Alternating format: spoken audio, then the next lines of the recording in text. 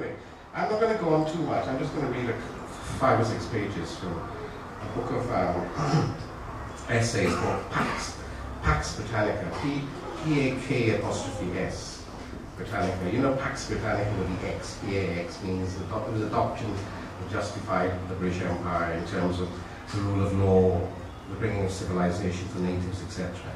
So my book is just a little pun, mischievous, probably corny pun, P-A-K apostrophe S. In other words, a Paki view of Britannica, a black view, an immigrant view, a Pak view, a Paki view.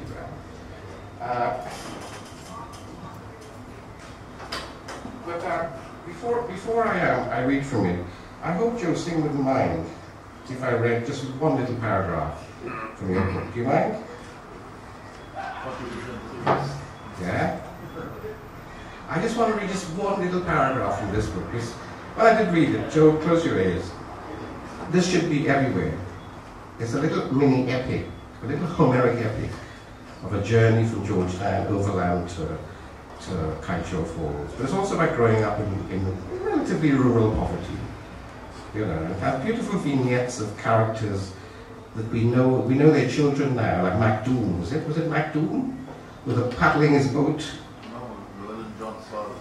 Llewellyn John's father used to paddle his little canoe with some tin cans and so on, selling kerosene, right? Beautiful stories, and you're doing volume 2. Anyway, let me just read page 52.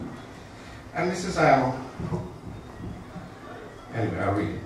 Throughout this period, this is when you were 8 or 9, I think, yeah? Throughout this period, I was fortunate to have the love and guidance of my parents. And I felt closest to my father when on the farm, and assisting him in sandpapering and French polishing our household furniture. And to my mother, when I helped her with household chores, like daubing the bottom house and fireside, grinding coffee, beating salt butter for the Christmas cake, and churning homemade ice cream.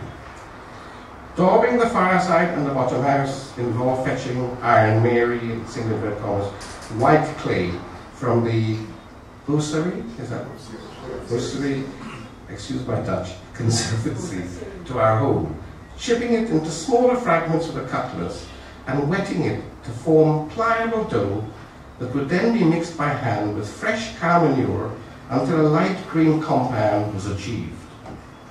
Now you stop there, achieved.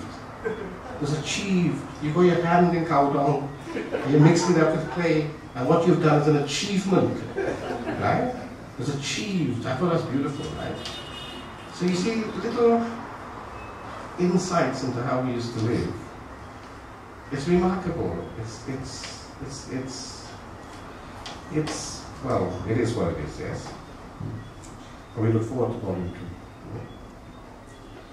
I'm just going to read a couple of pages, 2 or 3 pages from a lecture that I gave on which was a kind of panoramic view of the development of Caribbean literature in the Caribbean and in Britain.